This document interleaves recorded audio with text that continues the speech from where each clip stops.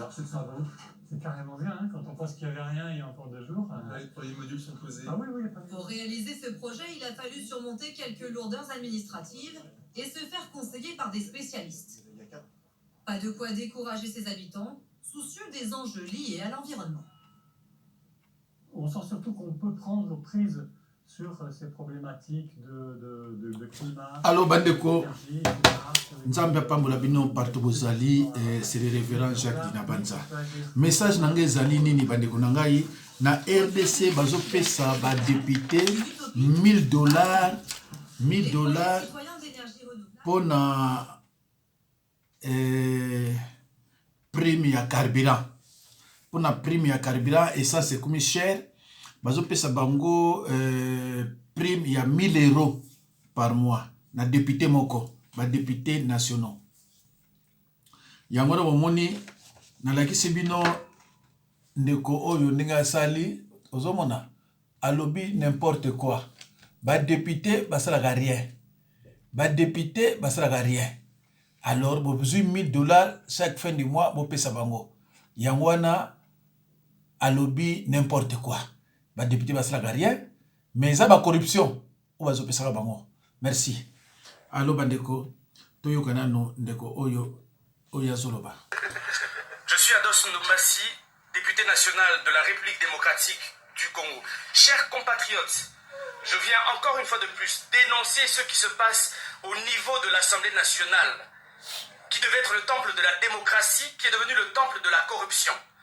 Après cette affaire de Chip Palissade, que nous, députés nationaux de l'ECID et de la Mouka, avons refusé avec force, parce que c'était un acte de corruption. Aujourd'hui, les députés nationaux du Congo, de l'Union sacrée, reçoivent $1000 comme prime de carburant. Donc plus de $380 000 sont distribués gratuitement chaque mois aux députés nationaux appartenant à l'Union sacrée. Chers compatriotes, chers membres de la société civile, chers amis de la presse, ce sont des actes à dénoncer. Je le redis encore, nous avons dit non au Chipalissade, mais cette corruption qui se déroule aujourd'hui dans ce bureau à l'Assemblée nationale est intolérable. Bandeko, Nabandi Boyoki, plus de 380 millions, si c'est 380 000 $, ils ont kené na onkaka, na ba prime, na batu oyo basala na ba outo loko mkote. Mais mbongo wana ndeko, eko somba vrai ba ambulance te. Mbongo wana, eko futa batu te.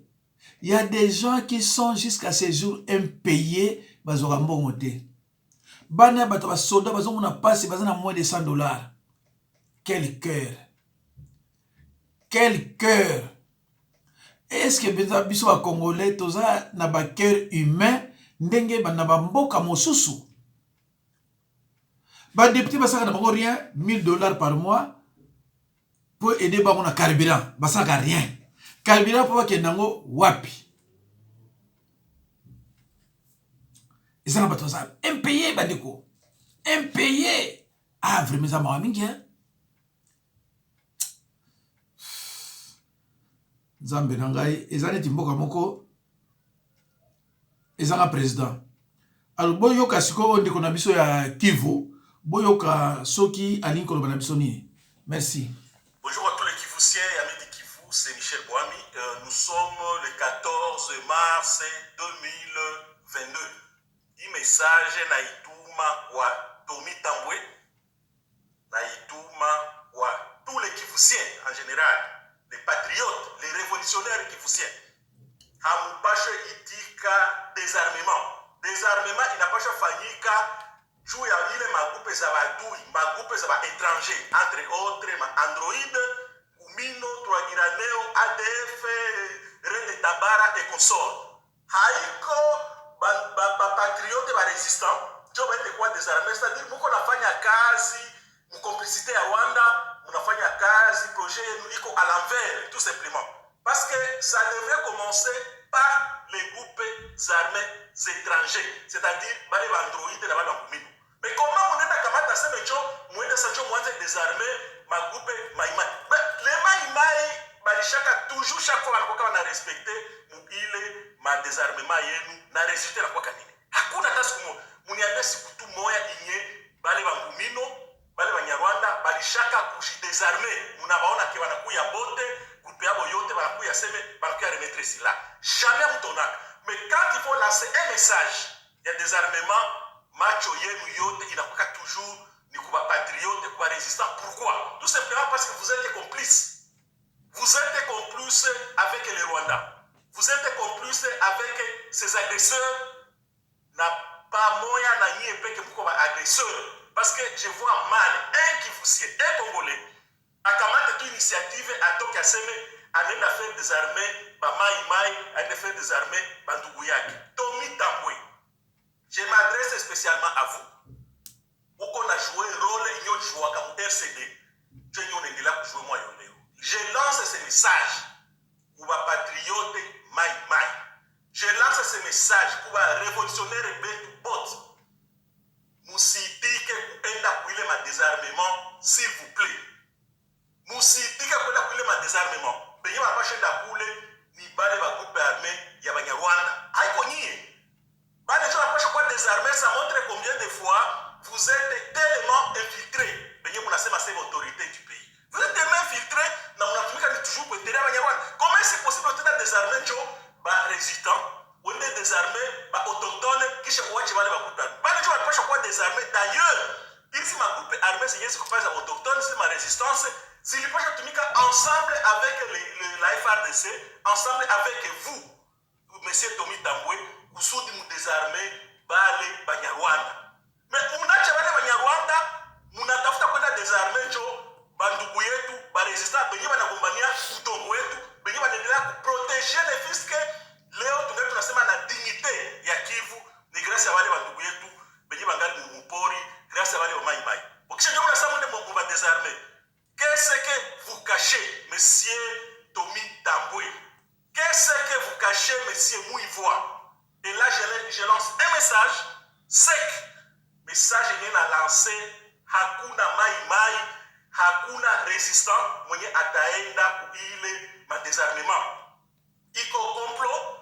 Pas seulement wanaenda kubamaliza, mais aussi ndio mnaenda kushisha sasa nchi. Donc je lance ce message na mimi naomba kila résistant kwenye anapatikana, kila révolutionnaire kwenye anapatikana afikishe message. Hakuna désarmement yetakuwa tant que bale ba groupe ba mai ya ile ma groupe ba étranger ça dire ngumino, ba twagiraneo, ba android, ba ADF hatuyaona silaha zao zote banatiachi. Si tutakuwa ba mwisho kutia silaha, bale njo bageni batie silaha zao chini, baende bajipale ku serikali ni pale njo si tutakuwa ba mwisho, parce que si nous sommes des gardiens, nous sommes les gardiens des temples. Hatuwezi kamata silaha zetu ile tuzipane, pourtant bale badui na bale bageni bangana silaha zao. Naanza message kwa mfupi na ni lazima sana, naomba tafadhali muifikishe kwa kila mtu kusitongana namna gani hii message ifanye kazi. Asante sana Michel Bwana. Merci bandeko bokolanda wana ndeko na biso ya Kivusien auti ko adresser message na ye epai ya ba combattant Kivusien. C'est vrai que nga na yoki te makambo ya lobi, mais ezana batu oyo bayoki. Voilà.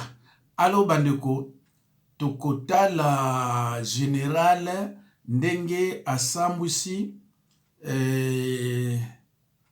général ndenge asambwisa policier na ye na bandi bandeko na yebite soki ekozala wapi, mais image oyo oh là là oh c'est impossible kotala yango, c'est triste na justice Nous sommes sur Kianza, ça c'est les résultats des Jatini Ngobila. Je me demande si on peut vraiment dire que le gouverneur Jatini Ngobila est le meilleur gouverneur. Voyez ce qui se passe, juste la petite pluie qui nous a menacés aujourd'hui. Voyez les résultats ici, nous sommes sur Kianza.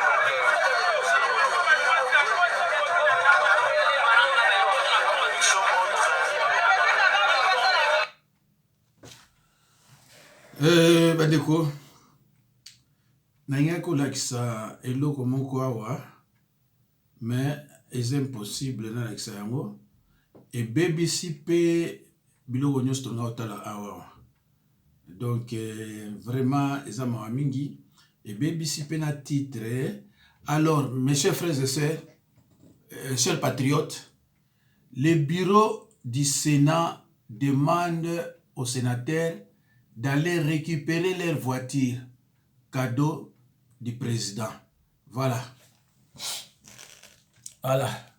Président Ava Kendekuna a demandé qu'il na président sénateur a demandé qu'il na ba sénateur nyonso ba kendeko ba cadeau ya ba voiture na bango. Ah, bandeko. Bato bazo sala rien. Ba prime et paye. Ba prime et paye. Ba voiture et paye. Basi et paye. Bantabana victoire et paye. Ah, ndeko mawamingi hein? C'est vrai hein? Mawamingi. Ah, bandeko musala nga sala awa nyonso et baby. Et baby parce que biloko nyonso eza enchaîné.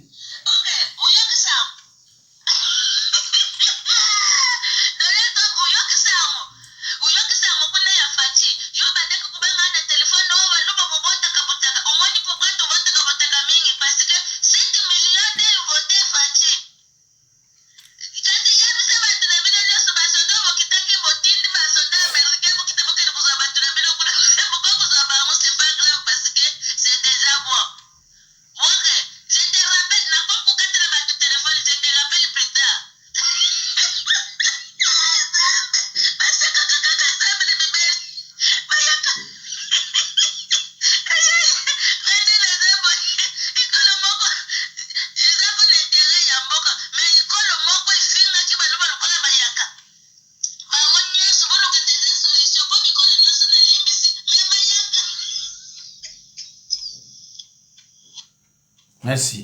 Alors, Bandeko, Nabanzi, Bouti la vidéo où il y a sala concernant ba soupçon, ba rumeur où ils ont circulé pour na Chilombo. Naoto zo appelle Muso Sikoyo, Babinanga, effectivement, a outi kufa. Mais le cas là, moi, personnellement, je ne détiens pas de preuves irréfutables. Moi, je confirmé Bino et le Kowana Ezate. Alors, malheureusement, Bande Konangai, et le Oyo, Nina Sali Yango, ma vidéo Yango Ezakuna meza bloqué. Moyen na continuer Yango Ezate, mais totalata Oyo, Mutu Oyo, Azokumisa Chilombo. Billet d'avion pour quitter le Lubumbashi à la Kinshasa, il fallait payer $450, $490, même $500. Dans un même pays, d'une province à une autre. Dans les autres pays, la même distance, on paye 50, 80, même $90. Tu sais qu'il vient? Il vient casser ce système de voleurs. Il a dit, quitter le Lubumbashi pour aller à Kinshasa, payer $190. Quitter Mbujimaï pour aller à Kinshasa, payer 118. Payer de Mbujimaï à Lubumbashi, $128. Il a coupé ce système. Nous les Congolais, je n'ai pas vu quelqu'un marcher pour célébrer cette victoire. Je n'ai pas vu. Ça c'est un deux. Qui s'est dit lui-même encore. À Lubumbashi, la Gécamine qui est le poumon économique du Congo. Et le poumon économique du Katanga a été confisqué. On a pris les parties de la Gécamine, on les a vendus. Quelqu'un achète les gisements de la Gécamine, les parties minières, à $600,000. C'est vu où au monde. Et il va les revendre à des milliards. Il semble que dans les 18 ans du règne du pouvoir passé, 18 ans, la Gécamine, la partie vendue, a produit plus de $18 milliards. Plus de $18 milliards. Gécamine lui-même propriétaire n'a reçu que 500 millions. Tu sais qu'il vient. Il dit, non, la Gécamine c'est un bien des Congolais. Je dois me battre. Il s'est battu. Il a repris la Gécamine. Il donne aux Congolais. Il a repris la Gécamine. Il donne aux Katangais. Je n'ai pas vu un Katangais même faire un communiqué.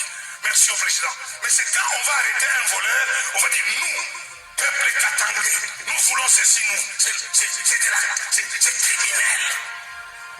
Et nous, les Congolais, nous sommes comme des gens ensorcelés.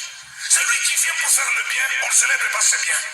Quand Tshisekedi sort dans un petit véhicule, c'est tout le monde qui en parle. Mais qui va parler des bienfaits de Tshisekedi pour son peuple? J'ai pris Dieu pour le président. J'ai pris pour les Congolais. Que la sorcellerie la nous quitte au nom de Jésus. Amen.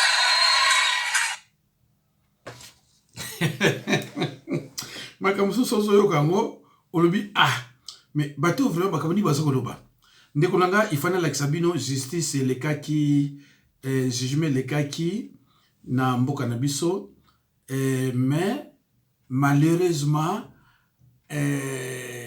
biloko ngo nyonso na tiki pona la sabino et kangami et place moko donc moyen vraiment na la sabino ngo ezate donc vidéo échanger donne échanger biloko na la sabino eza komi pratiquement impossible donc bandeko na ngai na la sabino comme susu na kozong sa so vidéo simate mais total moyibi to kata moyibi ya la kitio yo pour basa makamala bazwa mengai na ukota makaba trahison te na télémission pas la force ya ninyango ngamone na salle plénière ngamona jui marteau na pesi bango pe na résistaki pendant 58 jours babi o démissionné na bina kotika marteau na zelate donc il a kisi que awa tozala deux visions différentes ngana mona Congo eza monene na mona Congo ekokoma na Brésil ekokoma na Chine na kati Afrika wa bango zomona Congo moke mikolo nyonso kolela lelo Rwanda betinga mbata mais so tali carte ya Congo FARDC zo gagné même il dépasse sa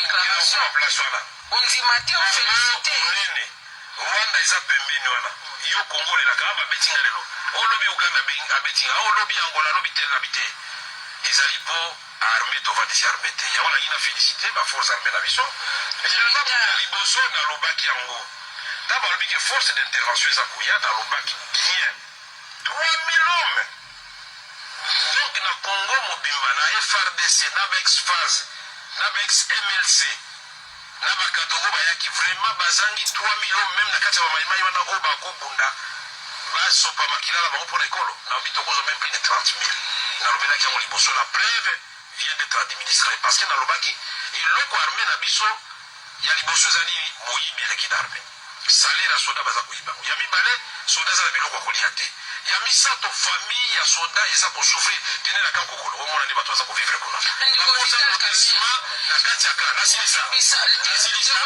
nasuka nangi na baboye nasuka nangi na baboye basoda na biso ntango bamotive bango balakisi de quoi ils sont capables mais biloko tosalaki mixage babrassage banini wana nyonso c'est-à-dire tokotisa deja mongona na kati ya armée il ne fallait pas s'attendre à une victoire même oyo esalemi sikoyo so toza na bokebi te so tofongoli miso te kaka bango so baavance biso botelema mais nani alobaka batelema c'est ça la question mais comme ozo condamné lelo yo mpo ozalaka komoto aloba azalaka koloba na lito ya mokonzi ya mboka obanda kolobele nini na ntango wana natindi oke batanga livre ya honorable fait honorable Katumba Mwanke akoyebisa yo nini na bandakoloba akomi yango epuis boyebi ke bino mo bato bapanzisango bandeko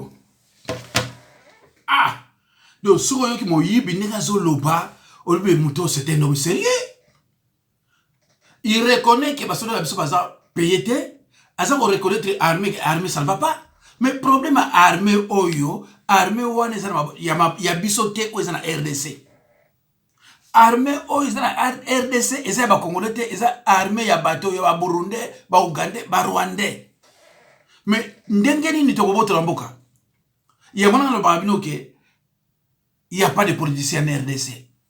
Tant on a zoomé dans la famille, on a zoomé dans la Kenya, on a zoomé dans l'Équateur, on a zoomé dans parce que on a zoomé dans l'idée d'élection. Oh, Bakabila, occupation, pour élection à la tête, il faut moutoumouka koufa. Si moutoumouka ya koufi, moi je ne peux pas l'électualité, et parce que le système il y a transition. Tant qu'on y a la transition, transition peut-être là, ça a 5 ans. Tant qu'on a 5 ans, on va faire lembi. Donc, toza en face, il y a batumoko, l'équipe congolais na mayele. Toza, donc, finga, rwandais, qui va zo, va mayele te, mais toza. Deko, toza on a sima. Pourquoi Kassabou a fait en 1969? Olé après 70, akufi na avant 70. Pourquoi? Voilà, c'est pareil. Nazono badabino ezana bate belé bino ozomo na politicien, ane politicien aye bilo côté. Quelque chose regarde les Kanamboka Nabiso na 70. Les accords secrets entre la Bako et Bruxelles et Belgique. Ils sont fixés na 70. Mobutu ayiba kiteke accord secret na elaki. Tangu to eko finga ba Belge. Tangu basali tuka Mobutu à la présidente de la République. Ba yebisi tala accord moto zana ngo awawa ba signature des alliés. Alors photo zonga pour na to diviser mboka à l'américaine. Ndenge côté ba divisa ba Congo, ba Gabon, ba Congo Brazzaville, ba Gabon, etc. Il y a ça, je m'appelle 1970. Le col a tourné l'église qui va belge. Bah, il va reprouver biso. Bah, ben, on va dire que non, il y a et là, comment tout ça secret, un accord secret, tout ça qui est entre à Bako na Belgique. T'as la signature d'amour. Alors, yo, sikoyo, bossa la tout. Yé, allez, qu'à NFT. Il y a un moment qui, bah, sali tout, que ça vous a été empoisonné. Na 69 akufi sikoyo na 70 ebomi loko wana après ya mboyo ko Mobutu azui langage ya RDC et kozala jamais divisé botala kaka langage on bandeki na neni ayiko zwa langage on a tango ayiko comprendre alors soki na mboka na bino bomoni eloko moko eleki na ndenge mabe et que élection kozala aneboye avant année wana mutu oyo yo batiaki place wana il faut akufa. C'est pour cela ngata on a fandi tant on a comprendre kanga be tu le mofa kufa na comprendre tu même sur bibi l'hôpital à kozonga avant 2023 il y a élection obligatoire na fa kufa ndeko nga na bona biso politique bazana moté na mboka biso policier oyo yo ce sont des petits délicats sexuels oyo ba réfléchir ça peut-être musika ndenge ni monde marchaka bazate c'est pour cela bandeko tango nazomo na policier ba yebi histoire mboka na biso te histoire mboka na biso tango yebi ngote obonokene nokabwe na tuna bino pourquoi ba belge ba sangisa imayele na ba Congo ba simbi administration belge ya République belge oyo ezaki na Kinshasa pour de ville. Mais tant que tu as indépendance, après je crois même un mois, belge a été na Congo. Pourquoi il est au Congo?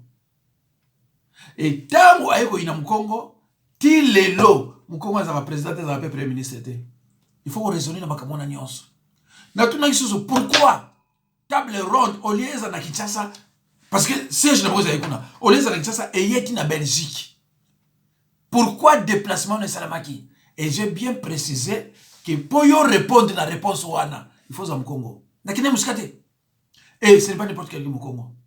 Ce que ça, école Mosusu, école ça n'est pas mon bal et maman Justine Kasavubu, peut-être dans l'histoire il y a quoi et ça m'a cambo, oh yo batu belé, bah yo surtout quand mamboka. Tant que vous avez tout ça, alors que les gens battu oyo, ba telemina ki ma belé avant 60. Ba vous avez telemina ma belé après 2000.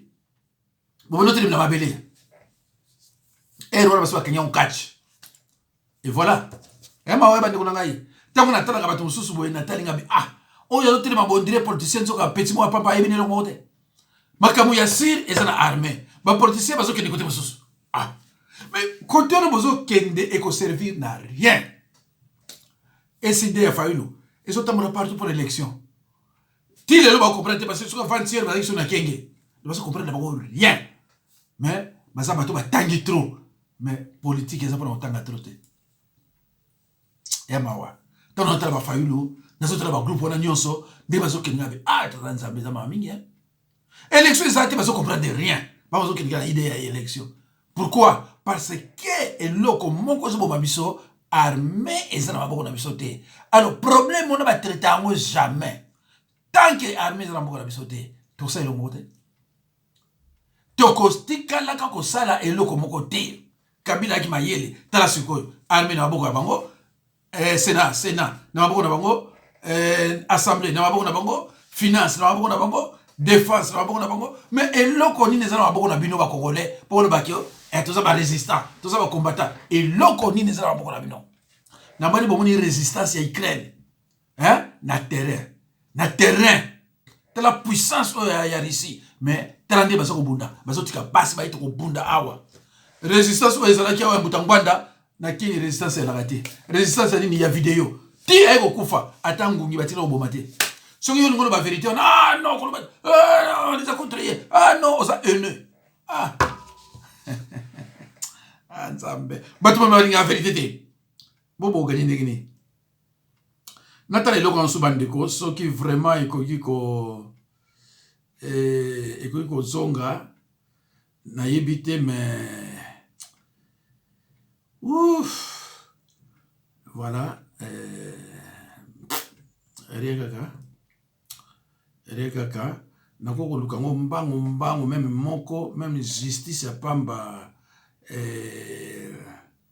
ya tolobela yango mais rien justice penza o epesi ke il fallait bakanga Kabila mais moi bakanga Kabila ezate ba témoin ba confirmer que mutatina biso poto boma mbutu boye eza Kabila sikoyo justice moyen elo bateke to zo Kabila ezate mais omboka ndenge nini hein bane bulanga mboka ndenge nini batu oyo babomaki ba condamner bango tango ba condamner bango le bikete biso mutatina biso to boma eza Kabila siko justice tango bi eza Kabila malamo bakomi kale moyen basala susu ezate nzambe na ngai eza mawa vraiment eza mawa botozo tiko oyo tolanda na bokebi nyonso bandeko na nga.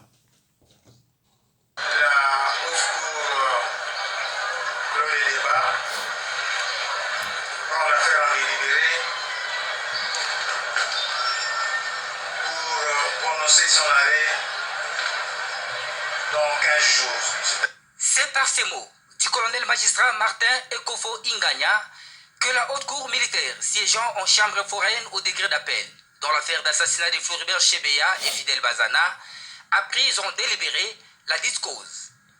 Bien avant, elle a reçu la plaidoirie de la République démocratique du Congo, civilement responsable, la réplique et contre-réplique des parties au procès. Et comme le veut la tradition, la parole a été accordée aux prévenus pour leur dernier mot. Pour conclure, Monsieur le Président, je signe et je persiste. Les donneurs d'ordre de l'assassinat de Chebeya et Bazana et bien l'ancien président. Je cite le nom parce que dans ce pays, il y a beaucoup d'anciens présidents. Il y a Kasavubu, il y a Laurent Désiré Kabila, il y a Mobutu, mais je cite très bien, c'est Joseph Kabila Kabange. Président, je demande mon acquittement. Nasengi pardon à ma victime et à Mariam Chebeya et Fidel Bazana. Pourquoi nasengi pardon? Parce que ezalaki volonté na nga te. Naeba Chebeya te, naebaka pe Bazana te. Le verdict est donc attendu pour le mercredi 23 mars 2022. Bande kolongai, est-ce que vous me communiquez wana? Oyo wana alobi oui effectivement, biso soki ordre ya président Kabila, Joseph Kabila. Siko oyo mi balé yesu soyez pas confirmé que non, nga na yebaki bazal yate, na yebaki oyo te, mais to soki ordre bakati mbaramu. Bakati mbaramu, botala mboka ndenge zali bande kolongai. Et loko na yana Alex Sabino na mususu général wana, loko général monité oyo zali très important bande ko yangoyo. Na kati ya mboka na bino bato ba bomaki ba Floribert Chebeya na bazaiba basu bazaba basu na ye andimi aboite andimi biso to bomaki ngabu to la bomaki mais to soki ordre ya monsieur Kabila l'ancien président endeko elo ni bozo lukasusu il faut l'arrêter parce que bango babi to bomi mais to soki ordre ya ye oyo mususu wana pe ye alobi nga na yebaki bango te ni Chebeya ni oyo pe na yebaki ete Tant qu'on a bakati soki ordre ya bakati maramoko. Mes chers frères et sœurs, mais on baza kuna bazana yango. Bandeko, ezamawa. Bandeko, ezamawa. Sikoyo, banda batu oyo bandimaki justice congolaise et lobi nini pour Kabila. Parce que basinya ke biloko nyo oyo Kabila sala bazana droit ya kolobela yango te. Ah, bandeko na ngai. Oyo mboka ya ndenge nini. Mes chers frères et sœurs dans le Seigneur, chers patriotes, oyo mboka ya ndenge nini. Toloba nini. Bandimi que biso to bomaki mais Kabila utatina biso. Sikoyo pays na bino ça incapable de Kabila, pourquoi? Parce que armée ça na maboko na bino te. So boko soit Kabila on peut ça ordre ba mettre masasi. Alors au lieu que ba politicien ba qui pa armée ndeli to sala te bon so tombola bango ko ça va tuke boye beaucoup monde ça va mamba passi. Makaba RDC soko landi yango air moko na moni ezaka me passi bandeko na ngai. Bobe en tout cas bandeko Nzambe a protégé bino, a mon bino, vraiment natiki bino. Au revoir.